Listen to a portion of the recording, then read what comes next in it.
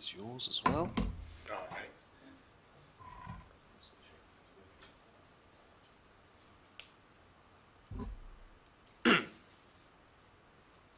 Is this on or? You need to flick it on up the top. Just be a button. Alright, gotcha. Hello. Sweet. Sounds good. Hey, Shane.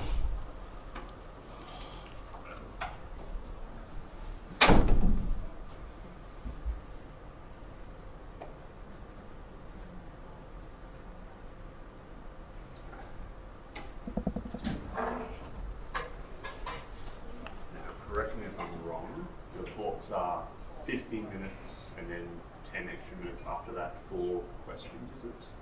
It was 20 and 5? Might be 20 and 5, that's Roughly, yeah. something like that.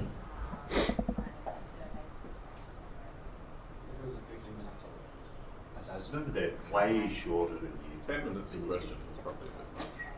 Yeah. So. 20 and 5 sounds good. 3 minutes is still very short for a talk. It's Yeah. very hard to get through everything with a reasonable introduction in 20 minutes. Yeah, you can either talk about one thing in detail or you can talk about, like, Yeah. try and talk about everything you've actually done.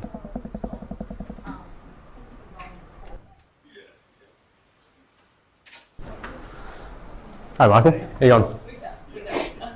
First up. First up.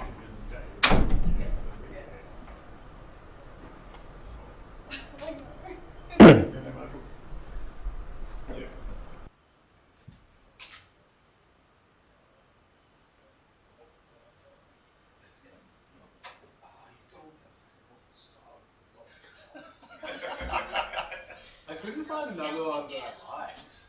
Like, what do you use? I like there's this one that I got off Overleaf. I don't know what it's called actually. Well, perhaps as my supervisor, you should share that with me. This one or mine? No, yours with the yellow line. Yeah, because I stole that from Beverly. Yeah. Well, she was using it. No, I just get it in my phone. Okay. The progress. Can you send me that one that you like then? Well, the talk's 20 minutes. The talk's over after 20 minutes. It doesn't matter how many bloody little balls he's got. It's just frustrating because he's been talking for 18 minutes. You don't know the second part of the background. So are you for or against all the little navigation tools at the bottom as well? I hadn't even noticed it. In all my extensive time and extensive experience, I've never, ever, ever seen anyone use any of those navigation tools for any purpose. Like, little links down the street. What do they do? They don't even do anything. Yeah, they're not. I think they're just like images. They should do something. That's something's gone wrong with the code there, I think. Yeah, they're supposed to be all those navigation tools. I've never seen anyone use it. Anything else I can read on? I had a good that stuff actually. I think it's what to use them. Yeah. And a very highly non-linear talk. Yeah. Yeah, I can see that would possibly be possible. Did you put a notebook sort of go down into a slide and then you can go across? Yeah, the Jupyter one, I kind of like, I can see how you might use that. Yeah.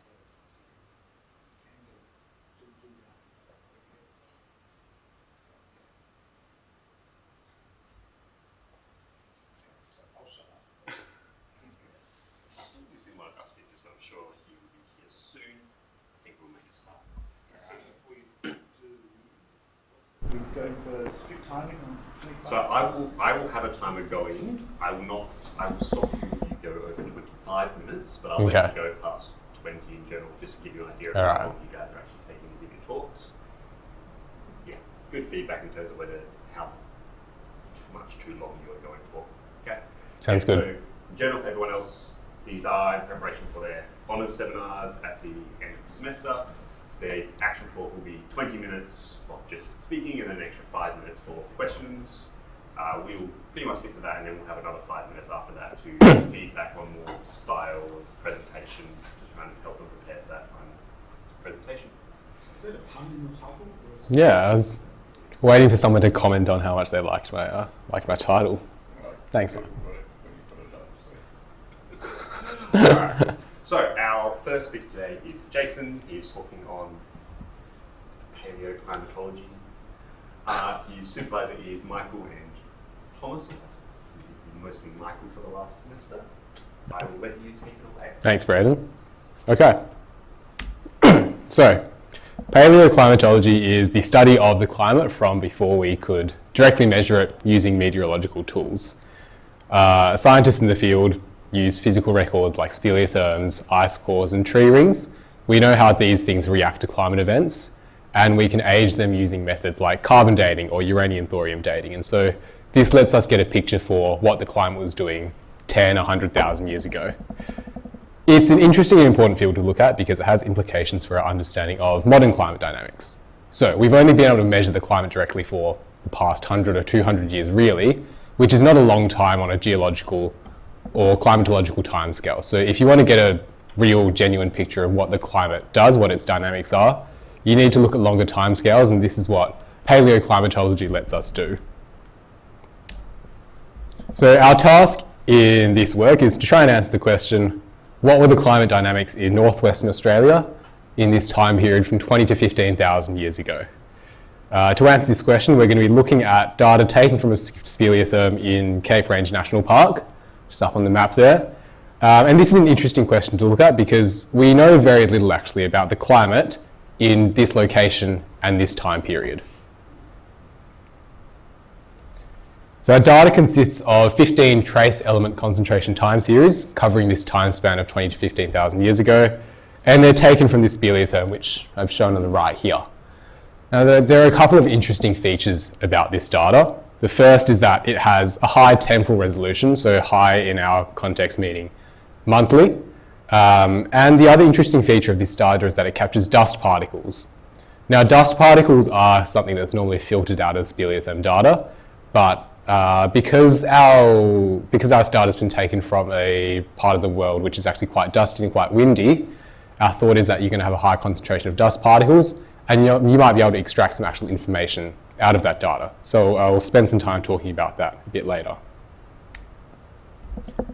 I mostly just wanted a reason to include this quote, but I think it summarizes quite nicely our sort of approach here. So there's some thought among scientists in the field of paleoclimatology. What's that? What's to summarise your approach? It summarizes what we're up against, Michael. So there's some thought among some, sorry, I shouldn't describe it as summarizing our approach, should I? There's some thought among some scientists in the field in paleoclimatology that there's a degree of confirmation bias happening. Given that you're dealing with noisy data, which is you're very uncertain about, if you're coming in with some idea of what kind of climate events or what kind of geological patterns you might expect to find, you can get to a point where you start to just manipulate your data until you see those. And so the idea behind what we're trying to do is try and move very objectively from our data to draw some mathematical observations and then to come to a physical account for how we explain these observations. And the thought process is that perhaps as mathematicians rather than climatologists or geologists, we might somehow have something to offer in this space. And so to answer these kinds of questions and draw these observations, we're going to be using a set of tools from our dynamical systems and time series analysis toolbox. Okay, so there are 3 different investigations I'll talk about here. The first one is in grouping elements based on similarity in their time series. So the idea behind why this is useful is that if we can combine information between similar elements, we can minimize the effect of spurious observations. And once we've identified our groupings, we can try and verify the groups that we've identified based on known elements, based on how we might group them on their chemical properties. And so this can provide a mechanism for us to verify whether or not what we've come up with is reasonable. There are 3 different methods I've used to do this, but I'll just talk about the most interesting one, which is weighted quadrant scan. Okay. Pretend you don't know what a recurrence plot is. A recurrence plot is a method for us to visualize recurrences in a time series. So given a time series with length n, we produce a recurrence plot, which is this n by n matrix. It has a value, we compare each observation against every other observation, and we stick a value of 1 in the matrix if the distance between those 2 observations is less than some small value epsilon, and 0 otherwise. So I've given a bit of a contrived example here, which will become useful in the next slide, but we have this time series which has a very clear regime change occurring at sort of k equals 10 or 11. And so points on the left of this regime change are all very close to each other, points to the right are close to each other, but points on either side are far away from each other. And what this looks like on the recurrence plot is points in this bottom left corner all being close to each other. You have lots of dark points, same for the top right, and no recurrences between, no recurrences in the top left or the bottom right, so no recurrences between points on either side of that regime change. Now, a weighted quadrant scan is a method we can use to detect regime changes from a recurrence plot. So I'm using the word definition a bit liberally here, but we're producing this time series weighted quadrant scan, which is indexed by index k. And so at each index, we're going to take the density in the bottom left and the density in the top right, add them together and subtract the density in the top left and the bottom right. The idea here is that the density in the bottom left and the top right reflect how closely points on either side of the regime change or the index k are to points on the same side. And these densities in the top left and the bottom right tell you how close points on one side of k are to points on the other side of k. If you've done an appropriate time delay embedding prior to producing your recurrence plot, then what you should see is that points on one side of a regime change are close to each other, points on the other side are close to each other, but points on either side are far away from each other. And so the resulting WQS time series you should see should have this local maximum at a regime change. And so this is what you observe here. You have the regime change at k equals 10 or 11 and this local maximum at k equals 11. So how do we use this to group elements? I'm showing two elements here, barium and magnesium on the right. So first of all, we apply our WQS algorithm to get these time series. These are shown by the red lines on top for barium and on the bottom for magnesium. We can then identify these regime changes as these local maxima. We set a minimum magnitude threshold, and these are represented by those blue spikes you see. And then we can measure something called event synchronization. So I won't go into detail with how it works, but essentially you're measuring how closely events in two time series align with each other. So we're defining our events as these blue spikes, and we can sort of measure what proportion of them are within some short time distance of each other. This gives you a value between 0 and 1, and we calculate an event synchronization here of 0.286. So this is telling us how similarly the regime changes in these two element time series align with each other. Next, we're going to create a weighted network from these event synchronization scores. So each node represents an element. The edges are weighted edges where the weight is equal to the event synchronization score between the two adjacent elements. And then we're identifying communities which maximize modularity, which is this measure of how strong edges are within communities and how weak edges are between communities. So the idea here is to try and group elements in a way such that elements within a community are similar to each other and elements in different communities are different to each other. These groups are highlighted by the different colored nodes here, and what we end up finding is that our results match what you might expect based on the element's chemical properties as well. So this doesn't tell us much about the time series themselves or any climate events, but it is nice as a demonstration of how we can use kind of mathematical reasoning to come to a conclusion that's supported by what we observe empirically from chemistry and geology. All right, this second piece of analysis I'm going to talk about is analysing dust particles. So we're defining a spike train as this time series which represents the occurrence of discrete events, where these discrete events are contained in the set capital T. So we're defining what I'll call a binary spike train. So it just has a value of 1 every time you have an event in the set T and 0 elsewhere. So down in the bottom left, I've got the aluminium time series. Now, the dust particles that we observe, we're using a laser ablation method to analyze the time series. And essentially what happens is that when you detect a dust particle, it appears as one of these huge peaks in the time series. We're defining those as our events. So every time you've got one of those big local maxima, add it to the set T, and you produce the spike train, which is on the right here. So this is just 1 every time you observe a dust particle. What we're going to do now is consider the cumulative sum of these dust spike trains. And we're going to consider two cases, and for both cases we're considering the age and distance domains. So case one on top is a situation where all the dust we observe is just a result of observational noise. Now, because our dust detection, because our dust sampling is at a uniform rate in the distance domain, if your dust is just a result of observational noise, it's essentially going to be modeled by a Poisson process which has a constant rate in the distance domain.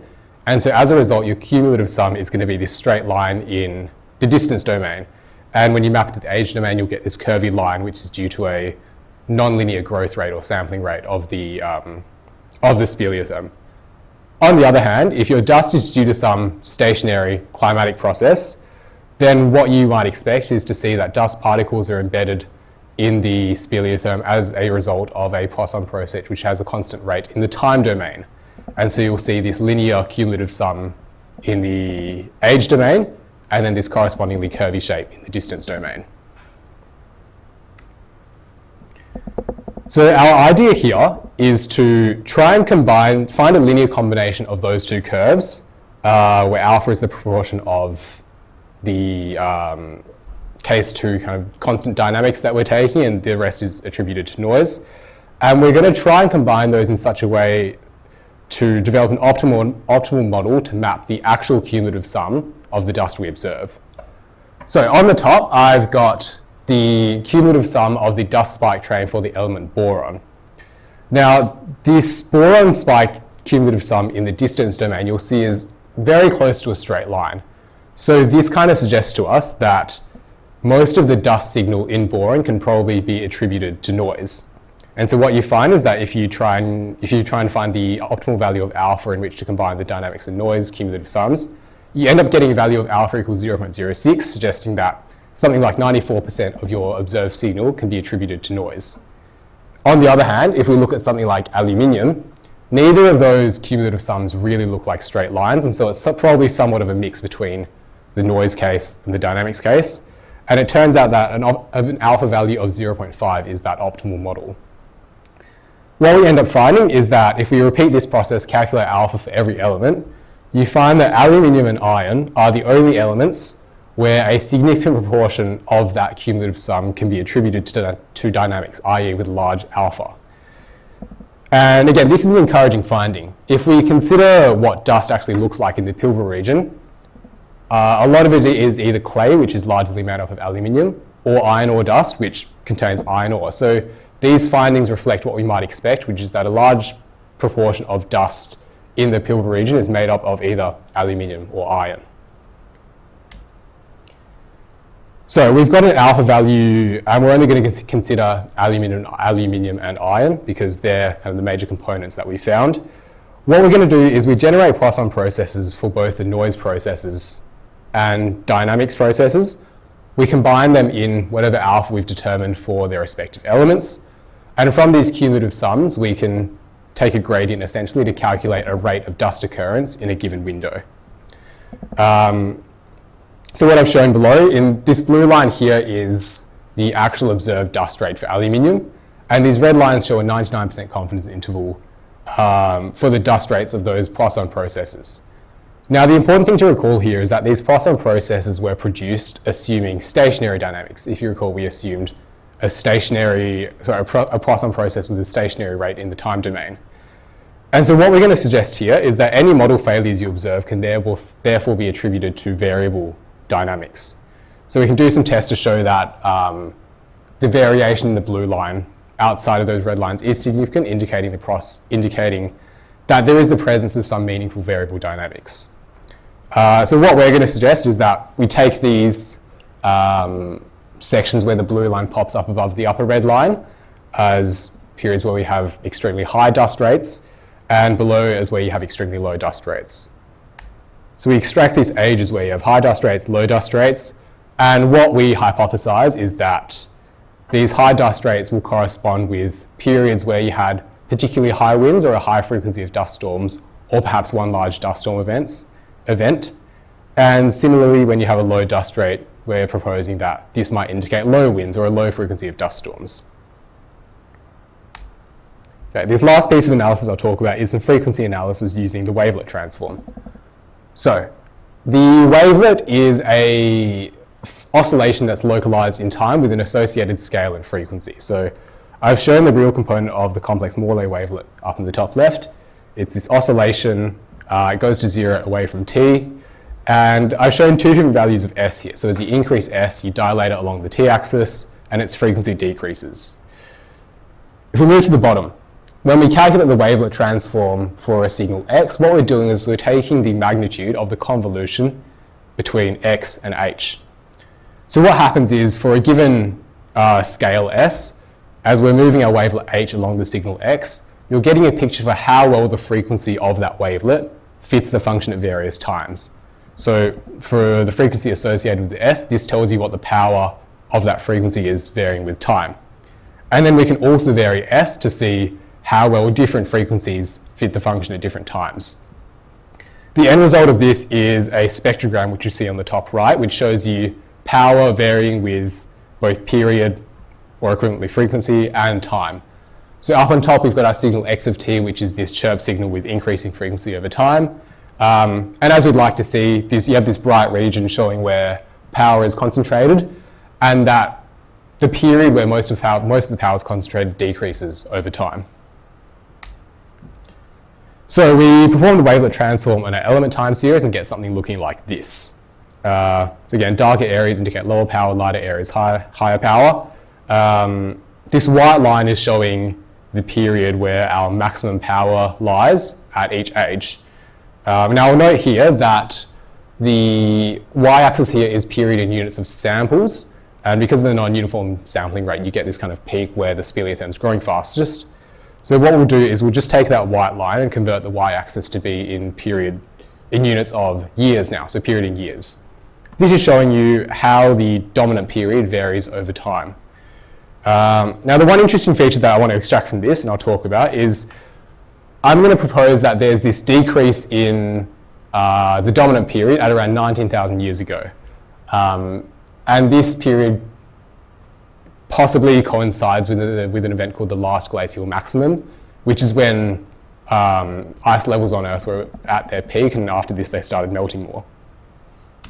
So to test the veracity of this, we're going to do some surrogate testing. So what I'm showing down below is a moving average, a 1,000-year moving average of that maximum power period I showed you above. So as I've sort of suggested, you have this higher period for older ages, and as you move past 19,000 years, it decreases. So we established a null hypothesis that there's no change in mean period at 19,000 years ago. And what we're going to do is generate a set of surrogates which mimic the time series, supposing that H0 is true. So we use an algorithm 2 surrogate, which assumes that our data is generated by a linearly filtered noise process filtered through a nonlinear, monotonically increasing observation function. And this is, thanks Eugene, and this is nice because it assumes that our data, the mean of the data is stationary. And so what we end up finding is that we produce a surrogate to get a 99% confidence interval shown by the red lines. And we find that about 12% of the points in our actual data, so on this blue line, fall above that 99% confidence interval. So this gives us, this suggests to us that we can probably reject the null hypothesis. And so we're going to conclude that there is in fact a change in mean period. And because this statistic we've chosen is kind of localized in time, we can see that all of these points above that 99% confidence interval actually occur for that 19,000 year ago period. And so we're going to suggest that this is evidence for a level change at 19,000 years ago. And that's my time. Thank you. Oh, just sorry. Yeah, there you go. Thank you.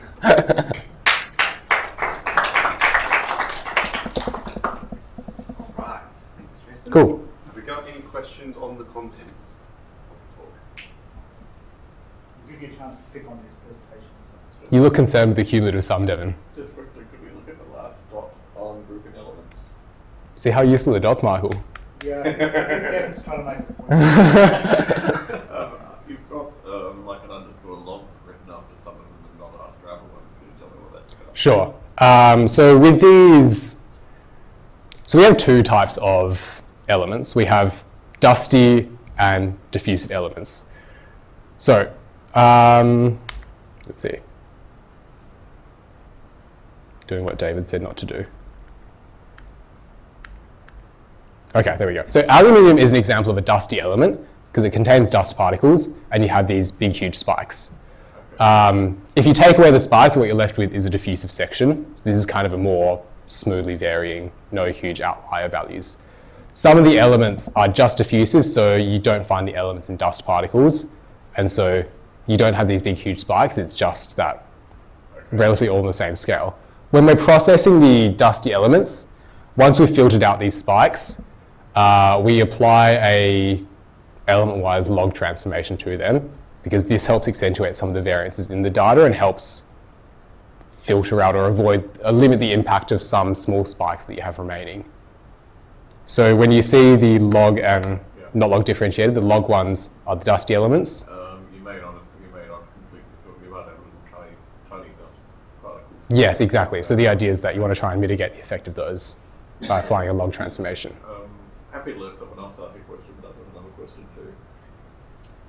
Well, I don't know. I can go again. So the second one was you start talking about the dust analysis. Yes. And there's this difference between it was like Poisson in distance versus Poisson in age. Here? I didn't quite get that. Okay, so the thinking here is that suppose that your dust particles, okay, so the situation to imagine is if you've got this rock growing very slowly in a cave, and every now and then a dust particle hits it and gets embedded in it, and the rock grows around it. Okay. If those dust particles are being embedded in that speleothem purely randomly, then because you're observing because you're taking measurements from the speleothem at regular distance intervals, you'd expect maybe 1 in every 10 of them you detect a dust particle.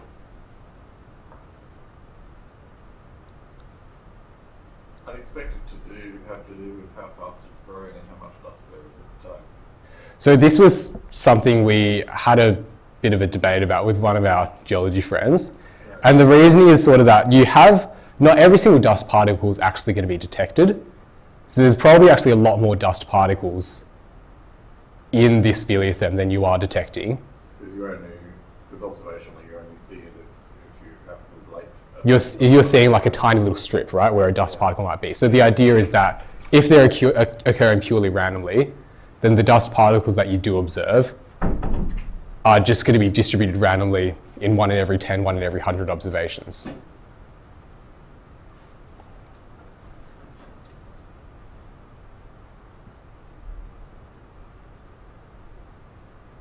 You don't seem to buy that. Yeah, I don't buy it, but I'm not sure why.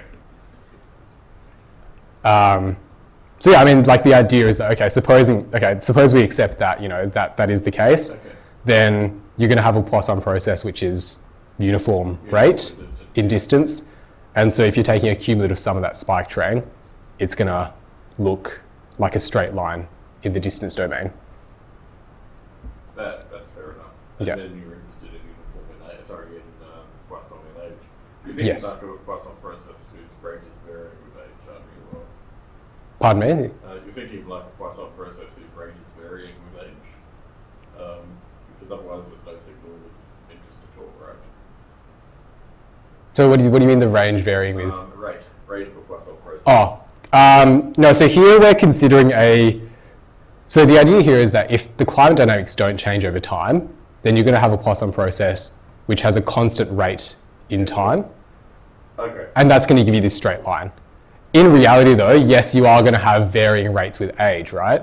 Yes. And so what we're doing is we're going to assume that it doesn't change in age. We'll produce this model and any variations. Exactly. Yeah. Okay. Thank you. Alright, and I think that is about all the time I can stop there. Well, thank you all. Thank you.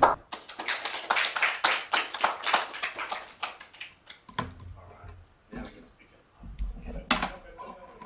Oh, right, okay.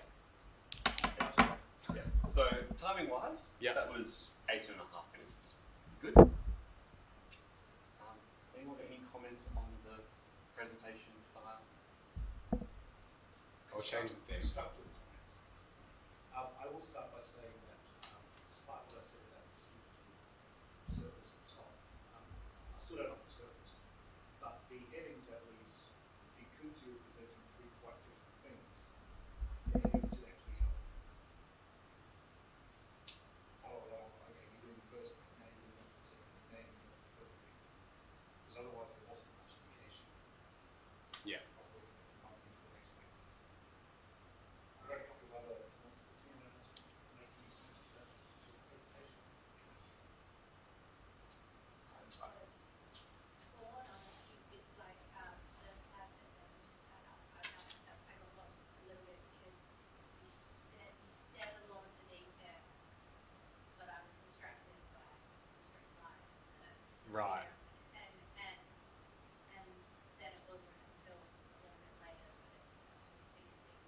Okay. But I also like how the slides are.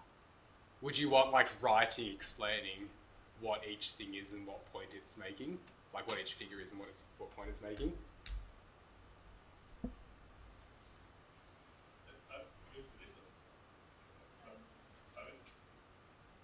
I think you make the sort of comparison between like it is happening as a cross-up process, it's just randomly happening. Yeah. But the one case, if there was a constant rate, it would look something like this. Yes.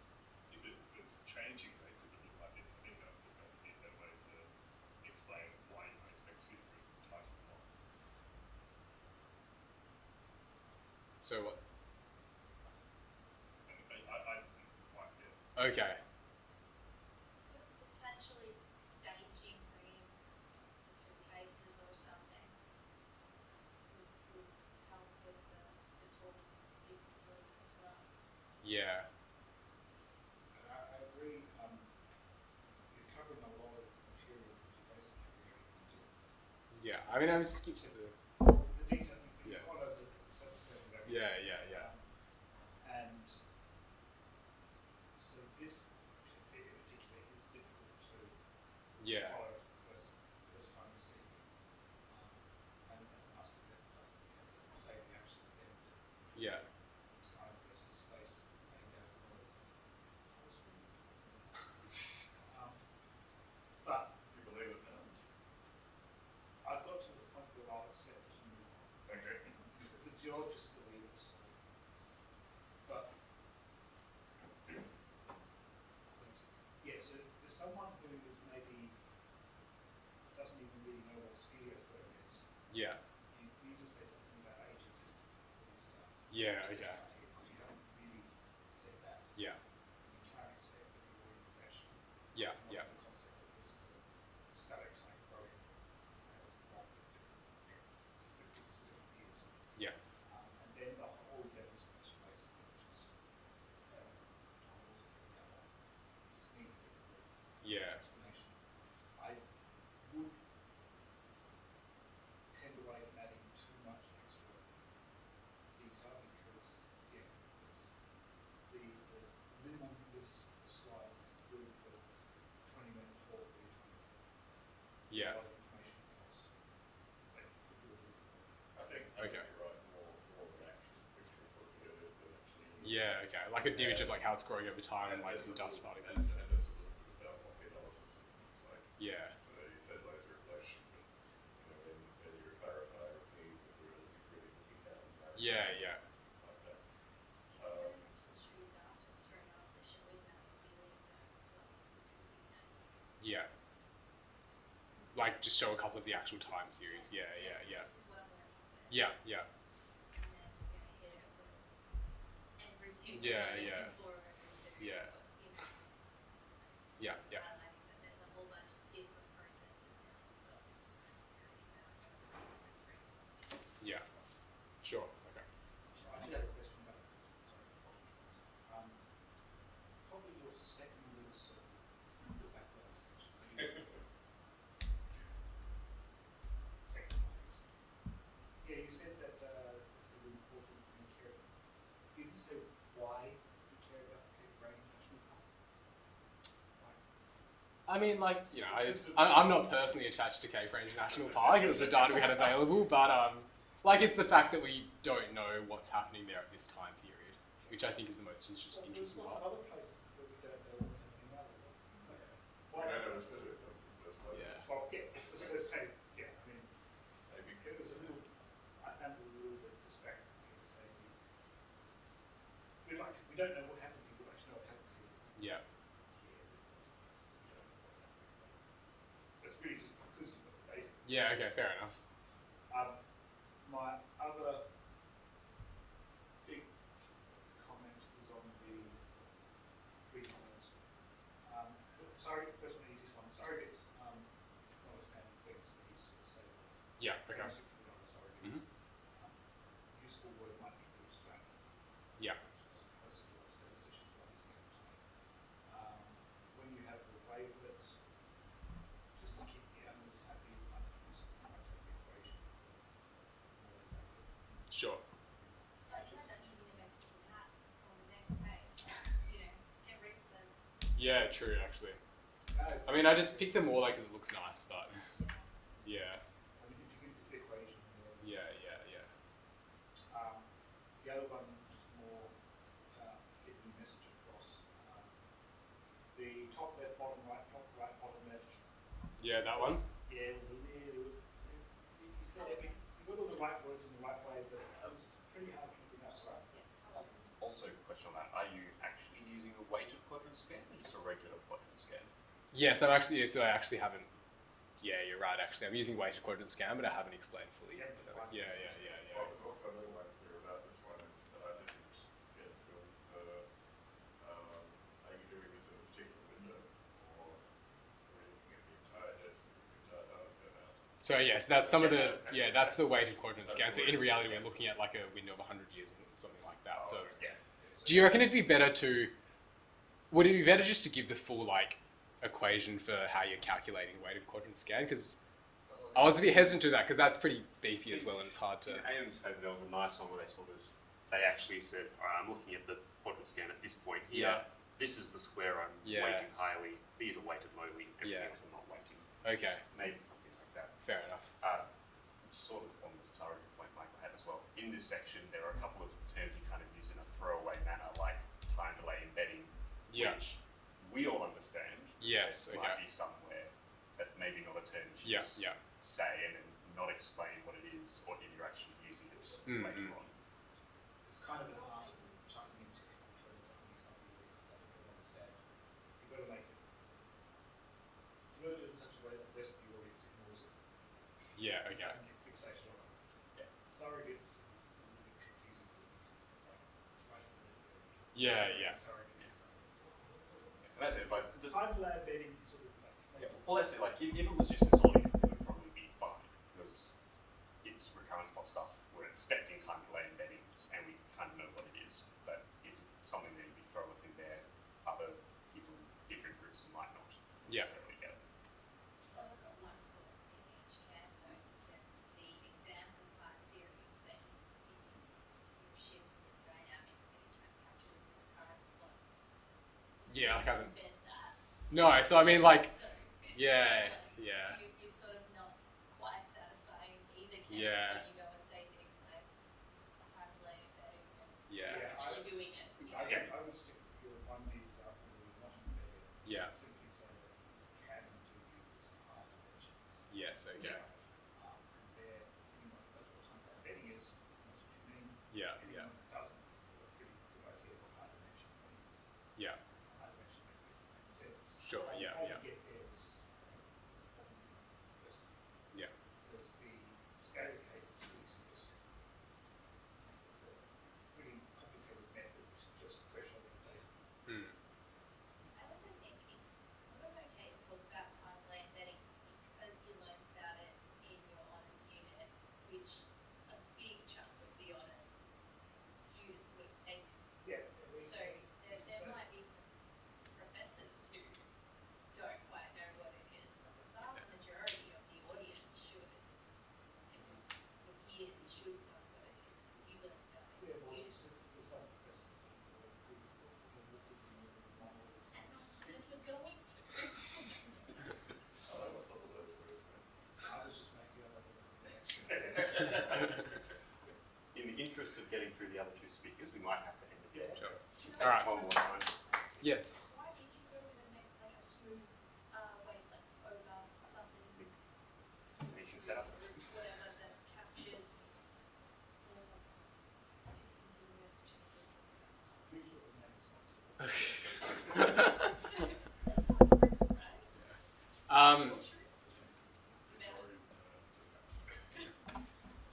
To be honest, we just played around with a few different wavelets and picked the one that's. Did you try one that Yeah, so we tried one of those more like spiky ones. And we just picked the one that's I'm just the stealing the computer. nicest looking graph, I basically. don't have a Yeah. dongle. Is this? Thanks. It's too easy.